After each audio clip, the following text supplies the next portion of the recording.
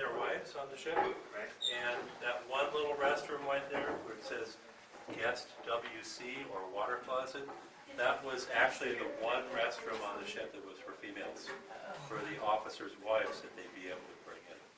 Okay, so I just stopped here for a moment to show you something. You may wonder as you wander around the ship, am I ever going to be able to find my way out of here? Okay, a lot of it looks very similar, and many spaces, 1,400 different spaces on this ship. If you are a sailor, you're going to know how to decipher these. Okay, this is essentially a placard, yellow on the wall, on the bulkhead. The A is telling you you're in the forward section of the ship. A is forward, B is central, C is aft. That 2 means you're on the second deck. The fact that that's an odd number means you're on the starboard or right-hand side of the ship. The L means you're in a living space or a passageway. Third division were the people that maintained this space. Frame numbers for this particular compartment. The hatch over there is frame number 50. There's a frame every 4 feet coming back from the forward end of the ship, counting back. So if you take 50 times 4, you know that that hatch is 200 feet back from the very front end of the ship. Okay, so in looking at this, if you know what you're doing, you can basically pretty well figure out where you are on the ship. And for example, if they call out a fire, flying squad, a response to a fire on the ship, they're going to give that number right there, and they're going to expect the sailors to know where to go. Okay? Let's follow me. Keep going. Okay. Sometimes I have people that wander off, and there's an issue with that because you see all these electric lights around you? I've been working a couple times now on this ship when we had power outages. If there's a power outage, sometimes it becomes like a coal mine down here.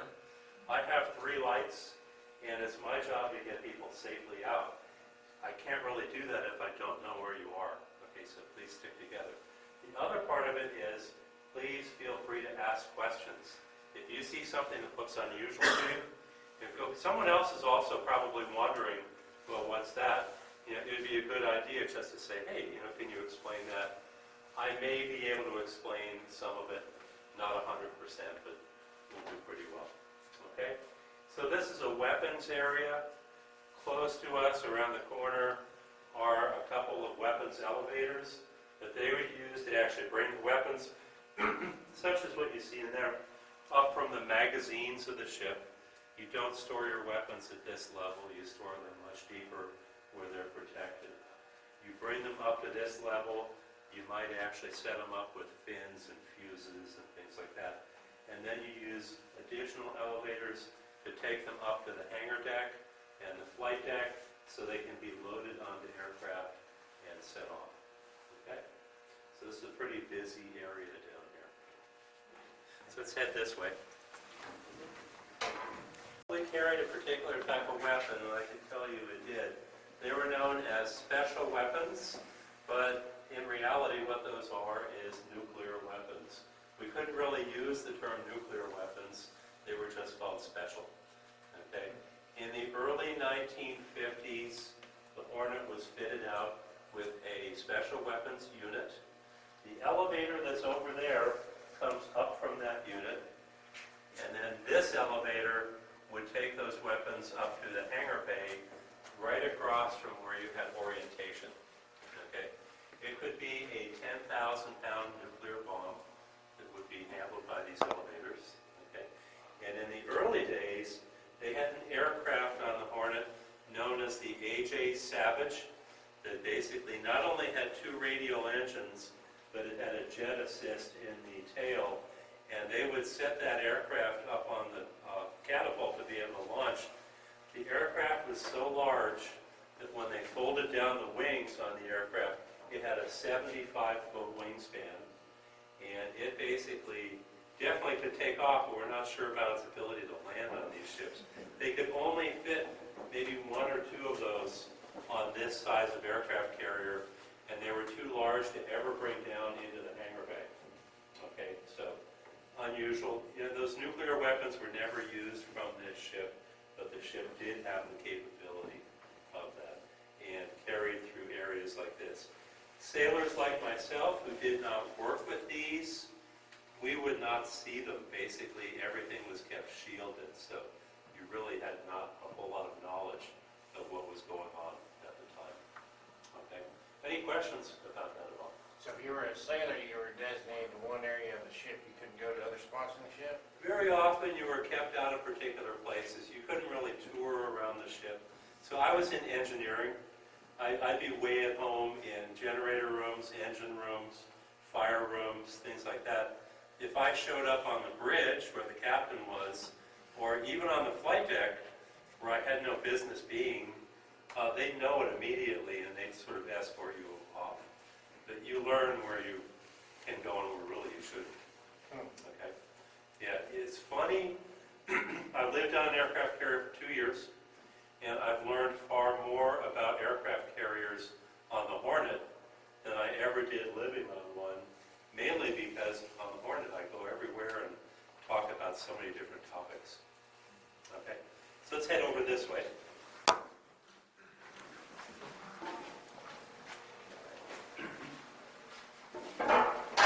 One more thing with regard to weapons. This is an actual sign that came off of one of our aircraft carriers, and it refers to cook-off. Okay?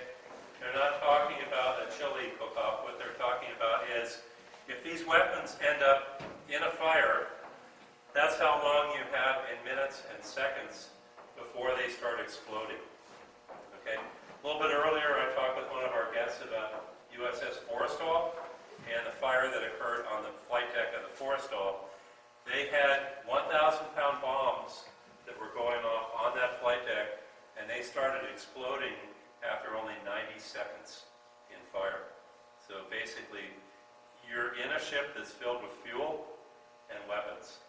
You have to be extremely careful. Most of us that served on these ships did go through firefighting and damage control schools just to be able to deal with situations like that should they come up. Okay? Could I ask one question? Oh, sure. When the crew was fully on board or maxed out, what's the size of the crew? Okay, the crew number on this ship at its maximum was around 3,500. Okay? That seems like a lot. My carrier, which is larger, had 5,000 people on it. That's USS Midway. And then current carriers, USS Nimitz class, they could have up to 6,000 people on them. Okay, so it is really a floating city. Nowadays, too, it's male and female on the Navy ships. Back in the day of the Hornet and my time, it was all guys. It was all males on board. Okay, so that has changed. Okay, let's head over this way. Here, the person would be operating according to the commands of the catapult officer. Okay, the first thing you're going to do is tension the bridle, which means you're tightening that bridle where the aircraft is set up. So you do that, and then once you get that bridle tension, you go into standby, and from down here they approve, and you go into a final ready mode. All right, the aircraft is ready to go. Once everything is set, this is the fire button right here. You press fire, catapult's fired, that piston fires, and the aircraft is going. Okay. If at any time during the course of that launch there's a problem, say you see somebody wandering in front of that aircraft and they're not supposed to be there, you can actually throw a switch and it deactivates the whole system. That aircraft is not going to launch. You have multiple places that could do that, including the air boss up in the island structure who's watching the flight deck. They can completely suspend all the operations. Once you launch, though, you need to retract this catapult into a firing position again. You pull this down, you hit this, and what will happen is that eventually the entire catapult resets and that light will come on when it's in the firing position again. This catapult could launch an aircraft once every 3 minutes, and there were 2 catapults up there. They would alternate, so what they would do is they would launch about every minute and a half.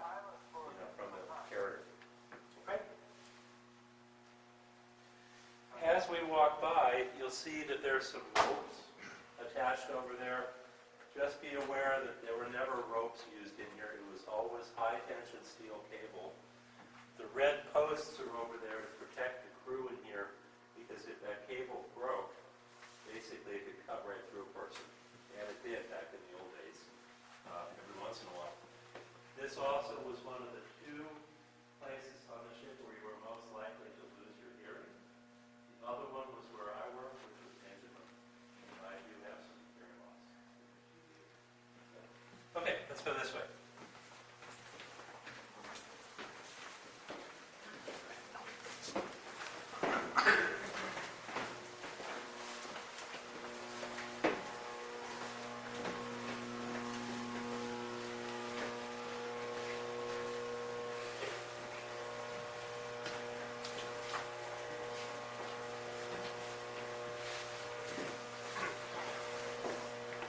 Take your earbuds, grab a question.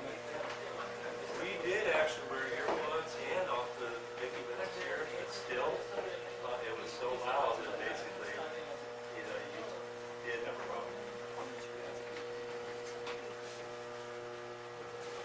And the funny thing is, when I give tours to other people who did what I did back in those days, yeah, they're all here like, yeah, I got it too, I got it too, because they were all in the same environment.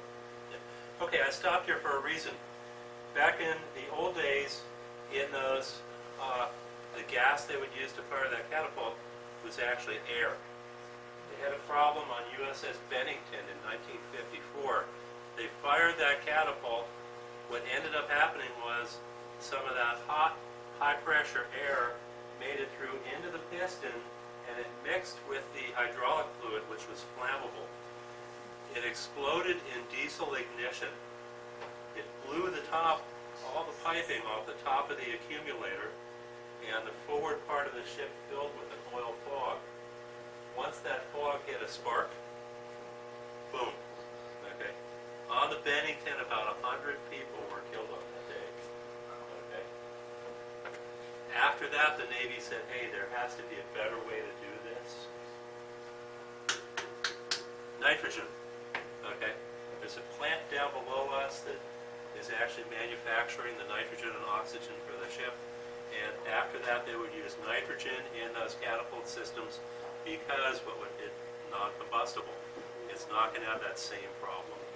Okay? How does it feel when I get in school? I learned to print on one of those in the corner. Individual typesetting, I don't think they do that anymore. Quit. Print was print. Where I come from, Yeah. I see there's a dark room right along with Yeah, the dark room. Would that be from some of the photos taken by the planes, scanners? Could very well be. Yeah. So if you've seen the area, just come on or pull up the lights. So do we still have more people? Yeah, we have more people on the board.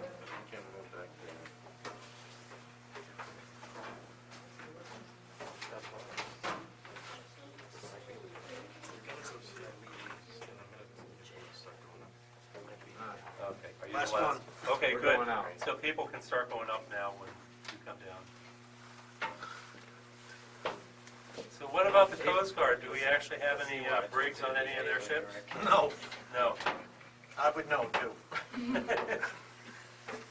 Have any what? So be careful as you go up. It's a print shop. So now the remainder of the group can go in. When you go in, watch your head, and there's a step up. Please be careful there. Stay out long enough for.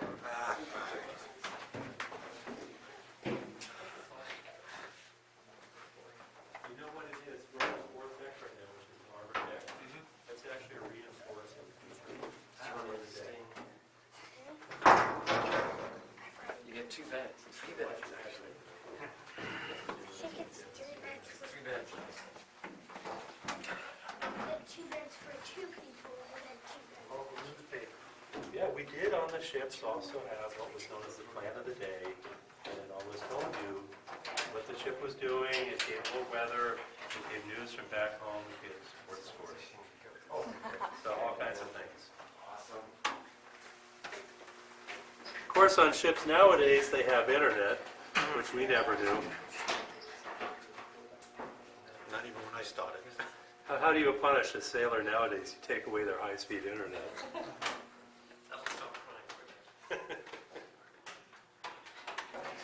It's still far more space than tank rooms, that's for sure. Oh, I see. It's spacious compared to tank. And so I was in, I was mostly in ground controls, so big skulls, Saxons, or they're called foxes here. Yeah, they're like jails. So do the soldiers have to respond to the captain or not? Well, everybody responds to the captain. You have to respond to the captain. And the jail is actually run by the Marines, the same people who are running the security here for this area. The Marines provide security on the ship. And so you never want to make a Marine mad, okay? Because, for example, if they're moving prisoners around and you upset the Marine, guess what? You might be joining the prisoners. All right, so you don't want to make a Marine upset. Okay. So as you see, this is kind of an intimidating looking door with the warnings on it. This is the entrance, primary entrance for where nuclear weapons were kept. 1951 or 2, all the way up until 1970. Even when the ship was an anti-submarine aircraft carrier, they had the capability for a weapon known as the Mark 101 Lulu, which was a nuclear depth bomb. If they detected, for example, a submarine was about to start launching missiles at the United States, they could send one of the helicopters or S-2 aircraft over and they drop out one of these Lulus, their name, and basically it would be an 11 kiloton charge. Pretty much if you get it in the vicinity of the submarine, you guarantee that that submarine was not going to be launching anything. Okay, so they were the ones that worked down here.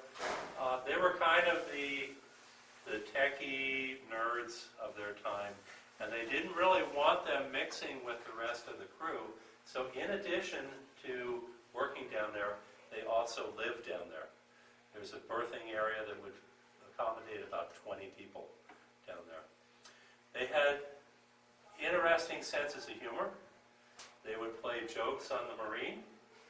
And one of the jokes that I've heard from multiple ships is that inside this hatch, they would set up a static electricity generator. They'd get the field going. The hatch would open up and the Marine would be here, and the technician is holding a fluorescent light bulb that's not hooked up to anything, but it's glowing brightly, okay, because it's in the field, okay, but the Marine doesn't know that. The technician says to the Marine, you see, we're pretty exposed in here. But then he hands the light bulb out, and because it's out of the field, it goes out, and the technician tells the Marine, you're still okay, okay? Takes the light bulb back, it lights up, hatch closes and the wheel spins, and basically the Marine is out here saying, I'm never, ever going in that place, okay? Really, I've been through there. We're about to open that area up fairly soon for tours. I've even taken a Geiger counter down there before. There's no radiation down there. Everything's okay. But there are shops down there, instrument shop, battery shop. When you get down to actually where the weapons were kept, you also have a detonator shop. And it would take them about 24 hours to put one of these weapons together. Okay. And that was the job of the people down there, in addition to having a funny sense of humor. Eventually the weapons became fairly simple, and you didn't need a lot of instruments, so the sailors down there turned their instrument shop into a snack bar. All right, so it made more sense. Any questions about this at all?